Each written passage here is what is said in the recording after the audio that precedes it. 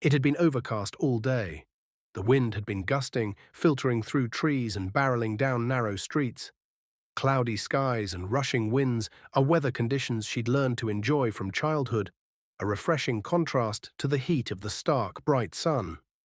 However, the promising afternoon had taken an unexpected turn.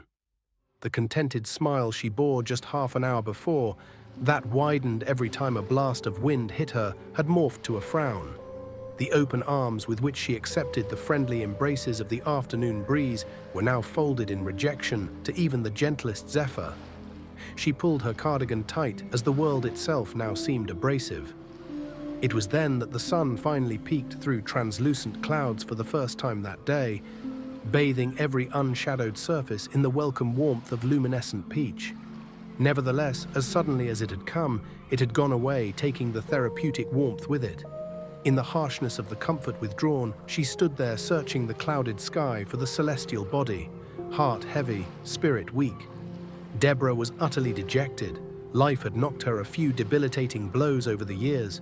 Usually, she was able to stack the weight of immediate tasks and demands on top of the pain and manage to forget it enough to function. However, the art of distraction had been MIA today, leaving her cruel nemesis to drive a spear to the heart of where it hurt. The upheaval had begun 10 years ago, when at 19 Deborah was set to start university, hoping to become a physician. She started having severe, long-lasting nosebleeds that had her in the emergency room a few times a week. She was eventually diagnosed with nasopharyngeal carcinoma and began chemoradiation right away.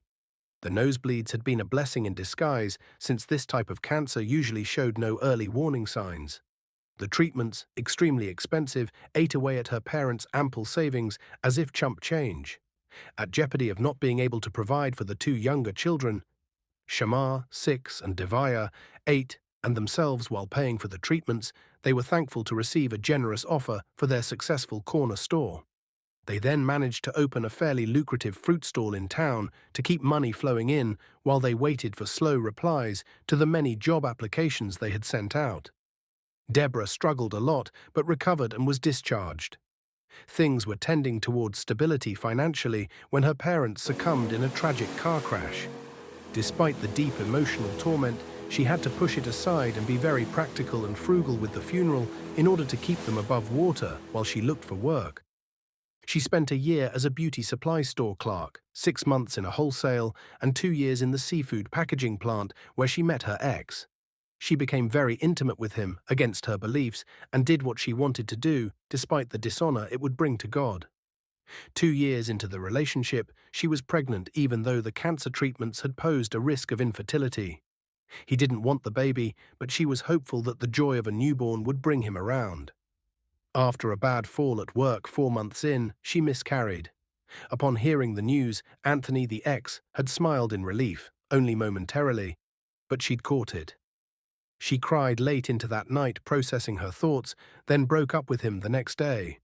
She was treated and discharged and rested at home for a few days before going to meet a close friend at the restaurant she worked at for lunch. This is when things had begun to turn around. Deborah, is that you? A man had called out as she walked by. He had been seated by the floor-to-ceiling windows in the upscale restaurant. Mr. O'Brien? She'd replied in surprise. How are you, sir? He was an old friend of her father's she had not seen since she was about 8 or 9 years old. She caught him up on the recent happenings, her cancer, her parents' passing, and what she had been doing since.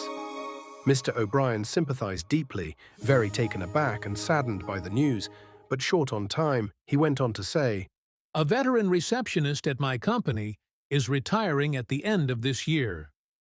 Would you be interested in training under her to take over her position? He'd offered between sips of his steaming herbal tea. She had been content with the job she had, but had always resented working in the cold at the plant, and since Anthony had shown his true colors, she was very relieved to have happened upon this opportunity. Yes, I'd like that very much. She'd answered calmly with a grateful smile. Good, He'd sighed, relieved. I am so sorry you went through all of that, and I'm only just now finding out. But I am so happy to see that you are well, Debbie. His voice tremored slightly, but he went on, I have to go, but give me your contact info, and the HR manager will give you all the details by tomorrow. Thank you, Mr. O'Brien. She'd said solemnly, handing him the piece of paper she had jotted her name, number, and email on. It's the least I can do, Debbie dear. We'll meet another time, love. My wife will be so glad to see you again. Till next time. His voice had come heavy as he waved and left. Mr. O'Brien and his wife had always been fond of Deborah, but they and her parents had lost touch, and meeting him after all those years, his fatherly affection for her had not diminished in the least. He'd even recognized her right away. Deborah and Shania sat at one of the outdoor tables. She had been to the hospital a few times, but Deborah had not told her about the breakup. Unu left? Shania had exclaimed when made privy. Deborah nodded soberly. Ha, God is good. She'd begun, releasing a deep sigh as she leaned all the way back in the chair. Her eyes had altogether left Deborah and ascended to the heavens when she then solemnly declared her praise. Glory be to God. Amen. Deborah's eyes narrowed in disbelief, but Shania was unapologetic. She was understanding of the heartbreak, but had realized that Deborah was fully blind to Anthony's red flags, and so prayed for God to lead her out of the relationship if it was his will. Deborah's fierceness abated on seeing that Shania had only been looking out for her. Shania grew irate, however, when Deborah told her that the main reason for the split was that he had smiled when he heard that the child she had already grown to love was gone. Shania thrust the chair back at arm's length in dramatic fashion. One hand extended to the edge of the table, the other was on her hip, and her mouth was ajar with half-masticated three-bean salad, furiously sputtering on about how heartless he was, knowing Deborah's infertility risk, and that had he cared for her, he would have thought the child a blessing. Deborah stated she was flabbergasted as to what she was doing with that kind of man and became sure she deserved better. Shania nodded emphatically and, pulling the chair forward, began to chew her food again, satisfied with Deborah's realization of self-worth. Their talk continued, but the hour passed quickly, and Deborah went home and back to work a few days later. Deborah notified the seafood plant of her departure and began training under Mrs. Winkle 2 weeks later at the receptionist's desk on the executive floor. The end of the year came, and Deborah officially assumed her duties. Mrs. Winkle was given a grand send-off and was gifted, among other things, an all-expense-paid cruise, which she danced on board to in the video she posted on her socials. Mr. and Mrs. O'Brien would meet with Deborah and her siblings regularly, and loved them just as much as they loved Deborah. They insisted on paying for all their schooling needs, Deborah's as well, despite her refusals.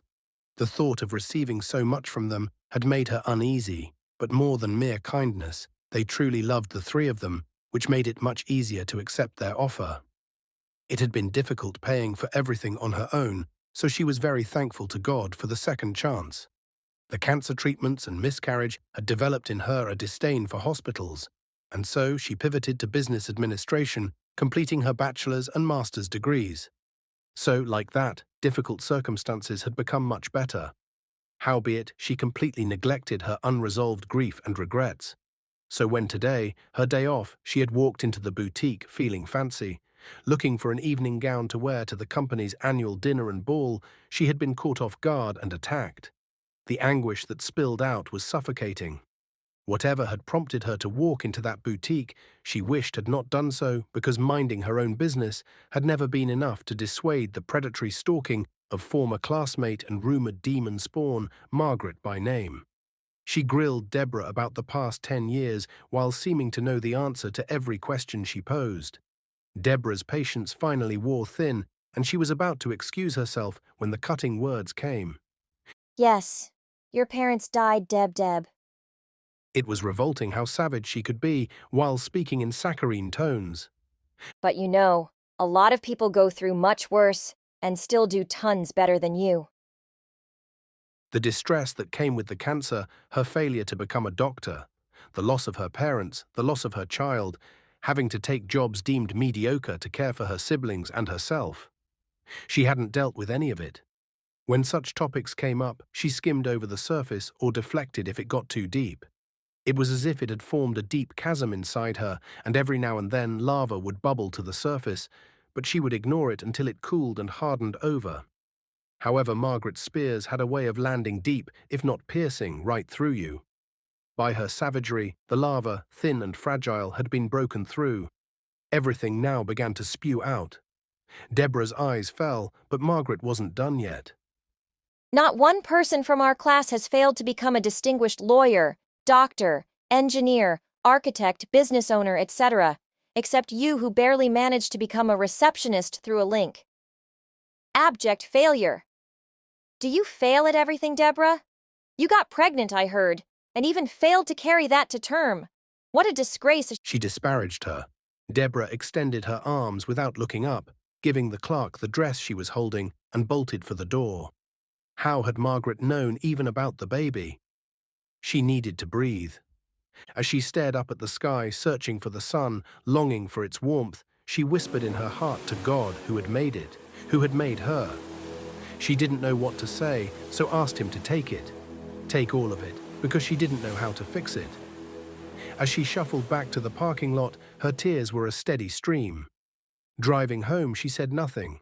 She didn't know what to say, but she had asked him to take it, and slowly the tears dried up, her breathing steadied, her thoughts stopped darting from one painful memory to the next. At home, she announced her arrival and went straight to her room. She called the office of a therapist listed on her church's website and made an appointment for the following week, letting the receptionist know that her younger siblings might need to see her as well. Deborah had realized that she didn't know how Devaya and Shamar were coping with their parents' passing and felt like she had failed the babies. The call ended just as the two of them burst through the door. Debbie, lend me your flat iron, Blurted Devaya. You see me blue polo shirt, Debs?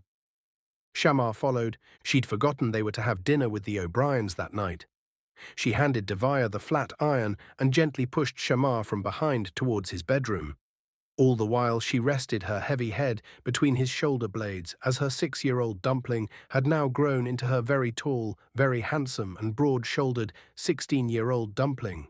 She looked through the drawer he usually kept it in and on, finding it, handed it to him, telling him to run the iron over it. She turned to leave, but he got hold of her wrist and pulled her into a hug. You all right, Debbie? He softly inquired. She was doing much better than when she was outside the boutique, but Shamar was never one to miss even her subtlest emotional cues. The same way with Devaya, he was surprisingly emotionally mature for his age. She patted his head and told him she would be fine. He wasn't so sure, but let her go, thinking they might revisit it later. Deborah showered and dressed, and they were out of the house. Traffic was bad in the evening rush hour, and it took them a little more than an hour to get there. But walking into the house, they cheerfully greeted the couple, who were in the kitchen, and offered to help. Mr. and Mrs. O'Brien had the food handled, so told the siblings they could set the table. They washed their hands, and Deborah, taking the dishes and utensils from the cupboards, handed them to Devaya and Shamar. The two were arranging the table when Devaya suddenly paused. Her jaw dropped. Shamar noticed and followed her stare. His attention now too was fixed. Descending the opulent staircase was a tall, noble-statured man. His skin, the hue of burnt umber, was radiant, overlaying sizable, well-defined muscles, quite visible under his understated luxury, beige cotton tee. His long legs carried him clear across the room to where his eyes had found their stay the moment he had rounded the staircase landing. It was as though he saw no one else in the room. What his eyes conveyed was unclear: longing, joy, relief, desire, all of them. Shamar took note of this, irritation evident on his face. Shamar protectively started toward Deborah, but Devaya pulled him back. Mr. and Mrs. O'Brien also noticed the advancing young man, but words failed when they perceived the intensity of his gaze and gait. Deborah, silently praying about what had happened in the afternoon as she took out and organized the serving bowls on the kitchen island, was completely oblivious. Suddenly, unannounced as interruptions tend to be, his calm, gentle voice scrambled her thoughts when he said, Deborah. Deborah's head shot up. She spun around apprehensively, but then lit up with recognition. Samuel, She said almost to herself. Samuel peered deep into her eyes, his visage bright with affection, but he seemed to perceive more than she was willing to disclose. Abashed, she lowered her head, but without hesitation, his finger lifted her chin. The whole room was now wide-eyed. Devaya, excited, was enjoying the unexpected real-life romantic drama. Shamar, hesitant to trust any man around his sisters, was less than amused, and Mr. and Mrs. O'Brien were shocked beyond their wits, but intrigued. No dialogue passed between them, but Samuel, still propping her chin, continued to wander through her eyes as through a wildflower meadow. He smiled when he finally said, I am so happy to see you again. Deborah's mind had taken a clear redirect from where it had been all afternoon. From his voice to his fingers against her chin, he had soothed her. But why? This is Samuel. He was just an old friend, an old classmate. She chalked it up to her vulnerability. But why was her old classmate here? Mrs. O'Brien spoke. This is our son, Samuel. He just came back from the States this morning. He will start working with his father from now on. You know, Deborah, I had meant to ask you if you might have met him at school several times, but it slipped me every time. They had spoken lovingly of their son many times, but Deborah had never been curious enough to ask anything beyond what they chose to share. Neither had Deborah and Samuel met before their parents lost touch with each other. Samuel had always been with his grandmother or at camps or somewhere else each time Deborah would meet his parents as a little girl. They only knew each other from high school, but never knew of the connection. Samuel greeted Deviah and Shamar and sat directly across from Deborah at dinner. His eyes never left her as he, not wanting to lose any more time, battled within himself as to whether he should tell her his intentions right then or wait until another time. His parents had never seen him like that before. Over the years, Samuel had rejected every woman they tried to set him up with, and women who had made the first move on their own only moved into a brick wall. So Mrs. O'Brien, pleased to see his very overt affection for her and tired of his woman-circumventive lifestyle, decided to grant him a prized opportunity. Samuel, dear. Her sugary tone was suspicious, but Samuel listened. There's some tarte tatin in the pantry fridge for dessert. Would you bring it out, please? Oh, there's some fresh-cut fruit and oat milk ice cream in there as well. Deborah, help him for me, please. The parents passed mischievous smiles while Deviah and Shamar waited to see the unfolding. The pantry doubled as a prep kitchen. About 14 by 14 feet in size, there was ample room for dry food storage shelves, a large countertop area, and full-sized but less ornate appliances than those in the show kitchen. They shyly skirted around each other as they took down waiting trays, dishes, and so on in silence until a spoon fell. They both knelt to pick it up when their fingers brushed. Waves of tender affection and desire surged through them. Deborah lingered in the moment a little, afraid not because it was unfamiliar. No, they had been there before, but because was it okay to want more? But when they locked eyes, Deborah's heart jolted and springing up, as at the behest of electricity, she took hold of the fridge door handle and tugged it open. Samuel, now standing behind her, redeemed his chance by nudging it shut. Deborah's hand still clutched the handle as if it was the only thing grounding her in the current space and time, when his voice came soft and smooth. You always run away from me, Deborah.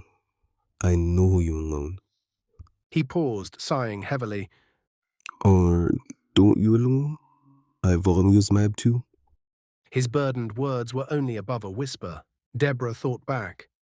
To be honest, she did like him a lot in school, but her brain had always archived him under the friend category because she always thought that he would never be interested in her. She wasn't pretty like the other girls, didn't have an amazing body like them, so why would he be interested? Even now she was quite unremarkable in comparison to her former classmates, like Margaret had said. It only made sense back then for her to attribute his amiability towards her to his tendency to tease, thinking he might be that way with all the girls. They had had many tender moments in school, like just now in the pantry, but she, thinking it was one-sided, had become skilled at quick getaways, so he wouldn't see how much he affected her. Deborah thought for sure that this boy was only being nice, so she couldn't let him think she misunderstood. But how could he have even a stronger effect on her now? Deborah, girl! She coached herself. Breathe. This no real. He cannot like you. He must be joking around. Calm down, please. She shook her head back to reality, now affirmed for sure that someone as handsome, desirable, and accomplished as Samuel could never be serious about her. She whipped around, meeting his eyes furiously. Samuel O'Brien, She asserted with fierce authority. don't ramp with me, ooh you techfie fool. He barely heard a word she said. He always thought it strange that he found her so endearing whenever she was angry at him. Everything from her knitted brows, to her wrinkled nose, to her very full, pouting lips, made him want to hug her, pinch her cheeks, kiss her. She narrowed her eyes, waiting for an answer, but without thinking, his left hand rose to her cheek, his right hand to the small of her back. His thumb was tenderly migrating to her lower lip when he caught himself. Deborah, stunned at the thought of what almost happened, was transfixed. Samuel had had a crush on her since they were 12 years old in grade 7. His feelings for her had only grown stronger over time, and despite his feeble efforts, he never forgot her.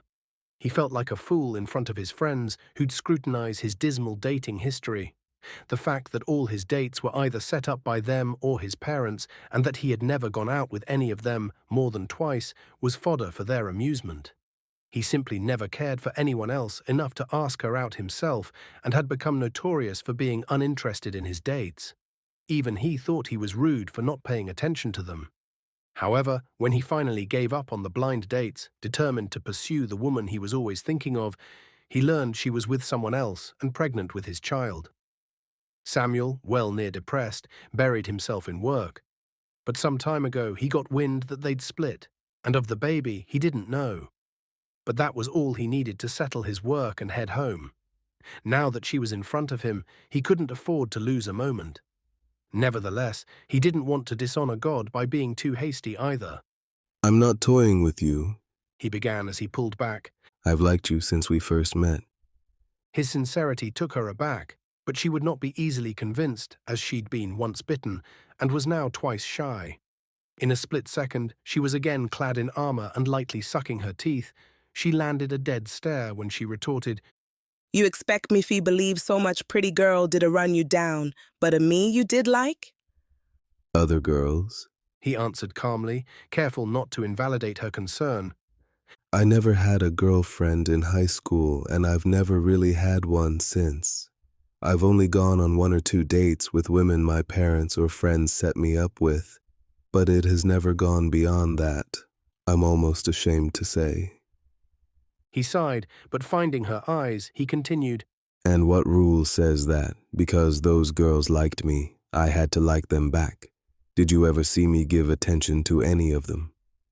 He questioned. Deborah looked away, her resolve shaking, but muttered, How me fi trust you when you always flirt with me? You not serious, Samuel.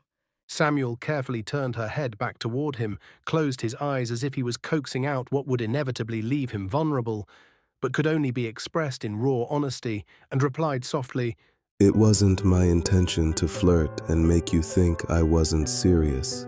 Every time I flirted with you, without planning to, and yes, imperfectly, I was showing you how I felt about you. He sighed, struggling to arrange his thoughts, wondering how much he should tell, but went on. How I was with you, or flirting with you, is not something I did with any other girls. I didn't want to with any other girls. With you I was nervous, unsure of myself, overwhelmed by you, how you were, how cute you were. I just didn't know how else to respond when you made it hard for me to think straight. I felt humbled in front of you. Like, who am I to have a crush on someone like you? Do you know how incredible you were in school? How much I still admire you now? Deborah shook her head and averted her eyes, denying his claim to her formidability. Samuel saw that she had become very small in her own eyes, but it only made him want to be next to her even more, to help her see that it wasn't true. In school, she was always strong, smart, had high morals and a certain je ne sais quoi that always endeared him. With all that happened with the cancer, losing her parents and caring for her siblings while staying strong, not falling apart, he had a pride in her he didn't know how to express. He gently urged his plea. Deborah, please look at me. She turned to him again. Let me prove it to you. Let me prove that my feelings are real, that you can trust me, that I'm not trying to make a fool of you. If you have any feelings for me at all, then please give us a fair chance. Give me 6 months. Examine me by any tests you want. Let me be with you. And if after that time I come up short, then I won't try to stop you from walking away. Please. Deborah studied his eyes and face as if deep in thought, but said nothing for some time. Samuel waited patiently for her answer, heart unsteady, his stomach in knots. Finally, she asked for his number, saying she'd think about it and call with the answer. Thankfully, he had already bought a new SIM card that day and so gave her his new local number. They then retrieved the desserts from the fridge and took everything to the dining table. After dinner, everyone talked together while cleaning up before the siblings went home. On the drive home, both Devaya and Shamar wanted to ask what had happened between them in the pantry. However, neither dared to, as her expression was stern as it always was when she was pensive. Deborah was so afraid. Not only did she doubt whether Samuel was genuine, she didn't even trust her own feelings. Besides, she'd been so blind with Anthony, and that kind of nonsense couldn't happen twice. She prayed earnestly for guidance and eventually went to sleep. At 5 a.m. she woke up. Her thoughts flowed in calm sequence. He said test him. She thought. She had heard once that young people in relationships should seek the perspectives of those who loved them, especially trusted older adults regarding their significant others. They've lived life longer, so there must be guidance and insight they can give. There was also scripture to measure his actions and character up against. Love is patient, love is kind, etc. Husbands, love your wives, even as Christ also loved the church and gave himself for it.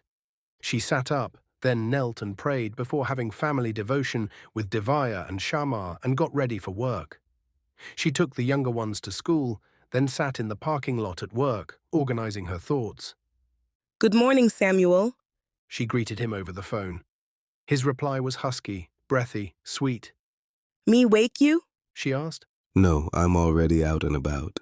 We can talk today? You have time, can meet for lunch? She asked, getting to the point. I'd love to. Text me the address and time. He replied happily. Lunchtime came and Deborah arrived to find Samuel waiting at their table. Shania soon came to take their order, all the while shooting playfully curious looks at Deborah. Shania seemed thoroughly impressed. He was terribly handsome indeed, but it was not the time to dwell on such things. Deborah refocused and delved into the matter at hand. She would give him the 6 months he requested. They would meet no less than twice a week. She didn't care much for dinners at fancy restaurants because pleasant conversation in a stiff setting could only let you see so much of a person's character. Nevertheless, she didn't rule them out altogether, but informed him that she would prefer the majority of their dates to be around family and friends. She wanted to see how he was with the people he loved, how he was with the people she loved, and what their chemistry together in those contexts would be. She told him his creativity was welcome, but she didn't want grand gestures. She valued his sincerity and honesty more. She wanted to see him, his true self. We will not sleep together, She stated firmly. She also mentioned that kisses could not exceed a peck on the cheek. Anthony had been very impatient when it came to physical intimacy. Not only had she disappointed God and herself, but bore unnecessary emotional and physical pain and baggage, often feeling anxious and ashamed afterwards. Besides, most of the time it was not enjoyable because she was uncomfortable, and he rarely ever took the time to help her relax. He seemed to be out to please himself alone and seemed to often forget or not care that she was there as well. So she wanted to be careful, even with kissing, because kisses have a way of leading to everything else. She wanted a serious relationship, a husband at the end of the day, and if he couldn't handle waiting, then he wasn't worth her time. Beside that, she thought if it didn't work out, then at least she would walk away from him relatively unscathed. To her surprise, Samuel agreed without protest, and with a profoundly satisfied smile. So this is our first date then? He sweetly asserted. She blushed, averting her gaze. Samuel was genuinely always impressed with her. Even now, he absolutely loved how she had established her rules of engagement, clearly setting the boundaries. Samuel was very attracted to Deborah and had waited many years just to see her again, but he too valued his beliefs, so didn't want to dishonor God. Many of the women he encountered before were very suggestive in conversation, and quite a few made their way to his apartment or hotel room doors with the most inventive excuses, if they offered any at all, as to why they were there at such unholy hours, half-dressed underneath a coat no less. So, he was very relieved that they were on the same wavelength with that. It was only 6 months, and he was well prepared to wait longer. The food came. Deborah introduced Shania since she had said her piece, and Samuel stood to greet her. Shania, very pleased with his mannerism, left the two to enjoy their meal. The months passed and Samuel assumed his role as the president, while his father remained chairman and CEO. Deborah was appointed chief secretary of the COO, the position she had applied for shortly after completing her degree and before Samuel's arrival. Having promisingly gone through the lengthy interview process, HR notified her of her acceptance the morning before the lunch meeting with Samuel. The two seemed to pick up where they had left off as teenagers. They talked and laughed like close friends, but now weren't afraid to show they were more than that. Deborah, because she wanted to be very intentional about their relationship, required no less than 2 meetings per week as they, especially Samuel, were busy with work. However, Samuel didn't seem to care how demanding his schedule was. As long as Deborah had time, he would see her 4 to 5 times a week without fail. He wondered if he was being too much, but she assured him that she wanted to see him often as well, as long as he wasn't overexerting himself. As agreed, they met around family and friends the majority of the time. So this worked out to family dinners, game nights, day trips, beach days, mountain hiking, mountain biking, camping, etc. He would sometimes make dinner at her house and even take Devaya and Shamar home from school. Sundays were very busy for Deborah and her siblings.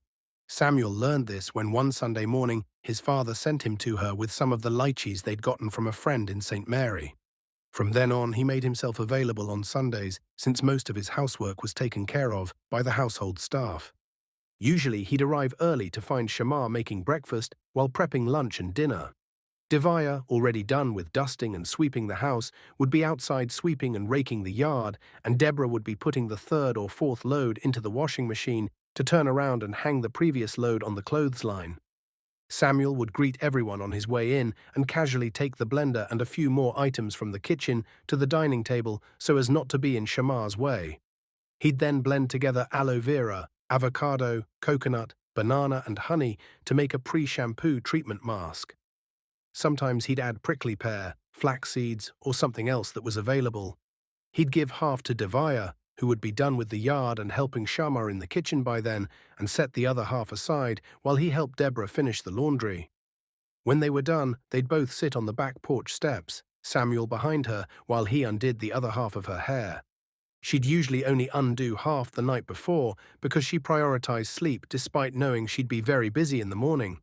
Sunday chores meant she rarely had time to apply homemade treatment masks. Though wanting to, it was a lot of work to complete her chores, make the mask, apply it, and then wash and style her hair for work before late night. She had said that to Samuel in passing a few times, including the day he brought the lychees. That's when he offered to do it for her. She worried he thought she was complaining and only offered feeling obligated. So she tried to refuse, saying she hadn't complained and he was adding too much to his plate. But he convinced her, saying he really wanted to, and if he couldn't, then he wouldn't have offered. Samuel would then apply the mask and wrap her hair with cling wrap. She was very thankful for his help, as after 2 to 3 months, she began to get compliments that her hair looked thicker and healthier, certifying that the changes she was noticing weren't just in her head. That said, she was also embarrassed to have her high school crush, now trial period boyfriend, see her walking around her yard with her head wrapped up in plastic, no less. It had happened a few times, but one Sunday morning after wrapping her hair, he finally asked her why she kept avoiding his eyes. Her voice was soft and shy when she replied, Samuel, I don't like when you see me with me hair wrap in a deep plastic. Me feel shame. His eyes were focused on her. Samuel had a way of looking at her when she spoke, as if he could see the beauty of sunsets as equally as he could peek into the mysteries of galaxies in her eyes. He had always looked at her like that. Then he smiled and said, Well, I'm sorry you're ashamed because everything I've seen you wear well. He stepped closer to her. I know you think you look weird, but will you believe me when I say you're beautiful? He asked artlessly.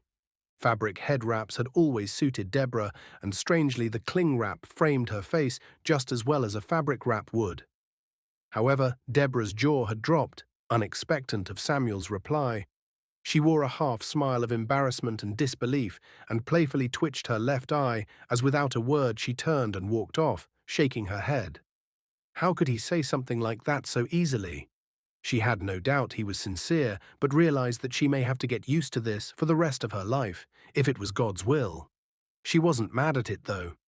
She turned back to him, deflated and smiling, one hand on her hip, the other massaging her brows. He hurried over, grinning, and they walked around the yard, talking until Devaya bellowed from the kitchen, Unu, come, food ready. After breakfast, the ladies of the house would wash their hair, while Shamar, aided by Samuel, would pull up weeds in the yard. Devaya and Shamar usually took care of their school assignments after that, as Deborah and Samuel got lunch and dinner ready. If done with assignments, the children would then iron their school uniforms. If not, Deborah would do them and her work clothes.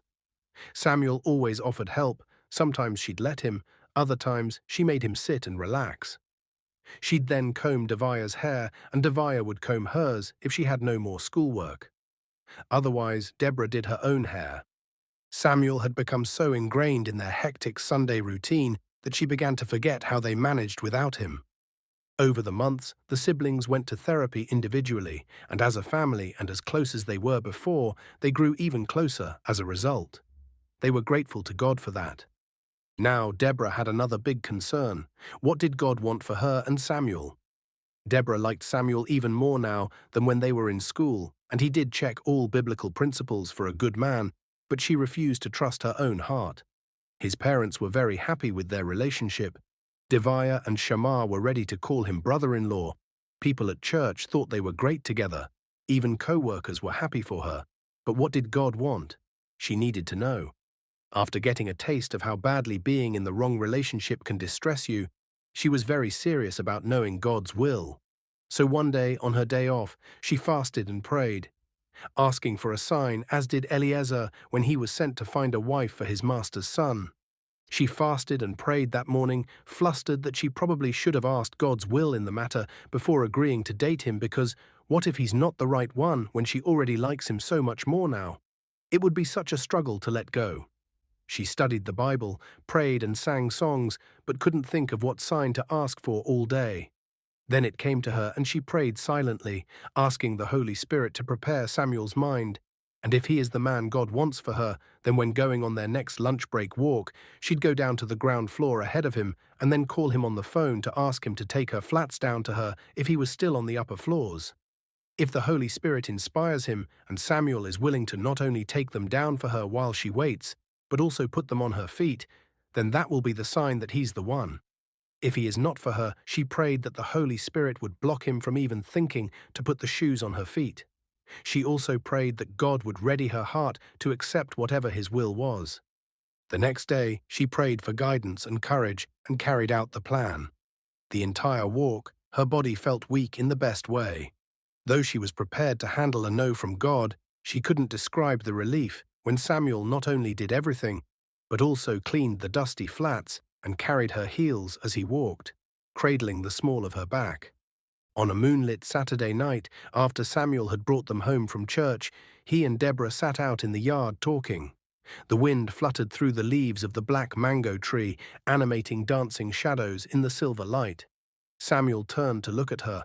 The words halted on his lips for several attempts, but finally came as Deborah looked at him patiently, waiting for him to state his case. Yesterday, He began. my 6 months were up. Deborah hadn't even realized. Samuel went on. Do you think you can trust me now? He asked, now sheepish. Deborah looked at him, taking note of how the silver rays and shadows mapped the contours of his face and how his brown eyes reflected the moonlight. Samuel's eyes fell as her observation moved from his face to his shoulders, then his hands. He had thought he was making good progress with her, but her hesitation made him doubt. But he was sure that she was right for him because he had asked God for a sign as well. Without knowing that the Deborah his parents would mention now and then was her, he had asked God that if he found her within his first 3 months back, as he planned to search for her and she agreed to date him no later than 1 week after, asking to meet him at least twice a week, then let that be the sign she was for him.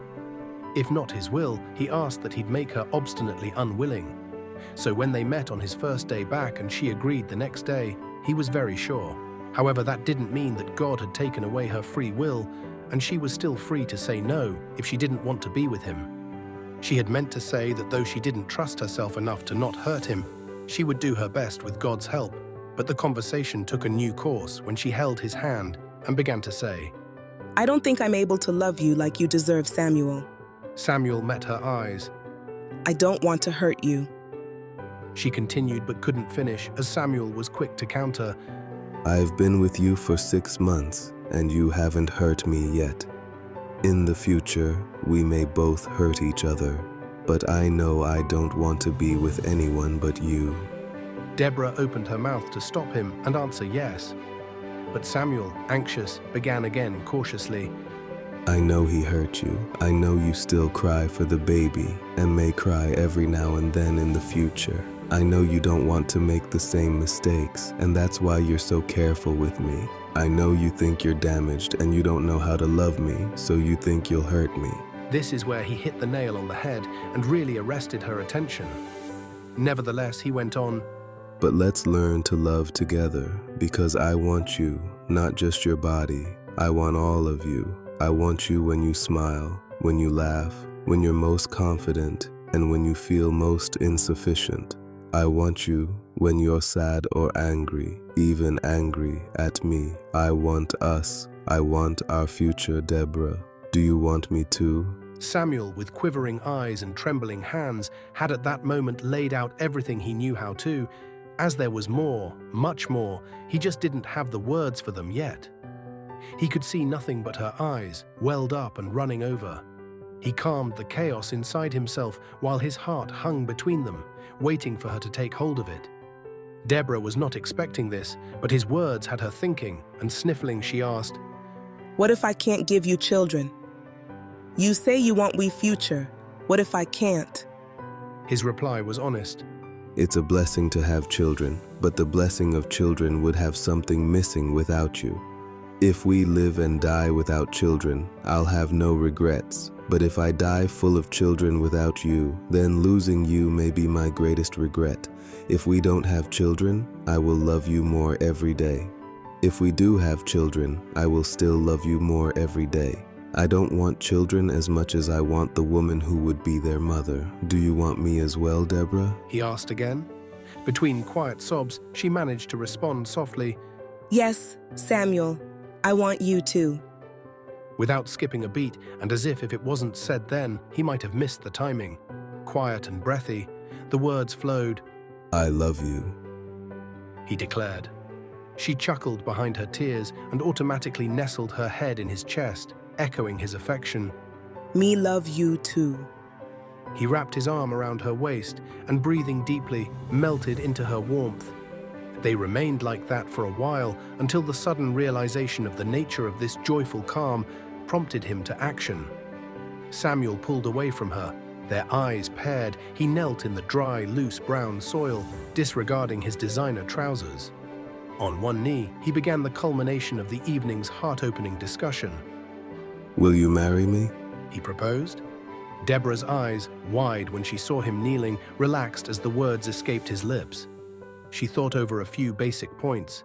They had liked each other since they were children, and at their reunion, the tension between them was evident. The 6 months trial period had proved their sustainable compatibility. Moreover, God approved of him. She concluded that to wait any longer would be a regrettable waste of time. However, Samuel, anticipating hesitancy on her part, attempted to reassure her that he was in no rush, and so continued without giving her room to speak. You don't have to give me your answer now, Take. He was arrested mid-sentence when he felt her finger on his lips. Yes. She said. Samuel was frozen. She cupped his face in her hands, and stroking his chin with her thumb, she smiled, soft and sweet, when she said again, Yes. Are you sure? Samuel inquired with nervous tone and raised brows. In the 6 months, his love for her and her siblings was shown to be genuine by every definition, biblical or otherwise. His love was practical, a principle, not an emotion. She was very sure. Yes, Samuel. Positively sure. Her words dripped with honey. Samuel, still cautious of her swift response, asked again. Are you sure you're sure? She chuckled and turned to look at the moon. How about an April wedding? A beach wedding? she exclaimed, whipping around to face him. Samuel stared at her with smiling eyes that threatened tears. Deborah felt nothing short of deep appreciation and precious love for the treasure of a man who knelt before her. She caressed one side of his face and mingled a tender kiss with the moonlight on the opposite cheek. He sat on the bench again, and wrapping her arms around his waist, she once again buried her head in his chest. Samuel relished the security of her embrace, finally sure that she loved him too and wanted to be his, forever. He later went home. As he shared the good news with his parents, his fingers periodically found the spot on his cheek where her kiss still lingered. It amazed him how each time they kissed felt more phenomenal than the last. How what seemed a simple kiss on the cheek was like the deep, strong currents of a still river. At first, he thought his hormones were making him crazy, but it was genuinely like that every time. One April afternoon, in the warm beams of the setting sun, Samuel and Deborah said their vows. The wedding and subsequent reception were a blessing to all who attended. The innate soothing delight of the gentle sea breeze and shushing waves against the white sand was amplified by what could only be described as divine peace. And when, at the prompt of the pastor, they shared their first kiss, it seemed to them that the guests disappeared and heaven opened.